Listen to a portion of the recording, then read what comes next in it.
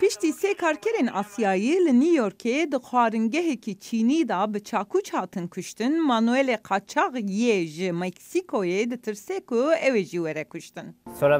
Ez li gel xwe fikirîm ka ew ê ev çawan bi dawî bibe. Lê kujer zilamek spî koçberê ji Estonyayê jiyana wî bexş kir. Li min mêzekî ro got piz girêk tune ye. Çîn ji min re got mesele nîne. Her sê qurbanên Artur Martunov jî zilamên Asyayî bûn. Malbat û hevalê wî dibêjin ku nexweşiyê wî yên psîkolojîk hebû. Lê aniha ew bi suçdariyên kujariya kesên li gor nijadiyê û sûcê nefretê rûbirûyê cezaya jiyaniyê ye. Li Amerîkayê hejmara komên nijadperest ku aktîfin di asta herî bilindiya hemû deman daye.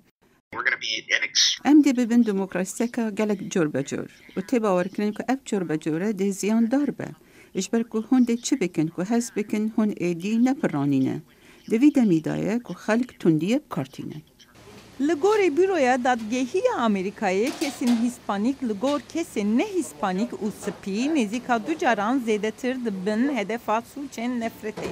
FBI rapor dike ku 2017 sala seyemîne ku sûçên nefretê pişt hev zêde dibe. Şêst ji sedî yên qurbanan ji sedema nîjat, etnîk, anko, edetên gelerî dibin hedef. Life is hard. Jiyana bi zehmet e. Lê em hemî bi heman tiştî tê dikoşîn. Bi xwedankirina malbata xwe û jiyaneka baştir bo nefşimeyên siber rojê.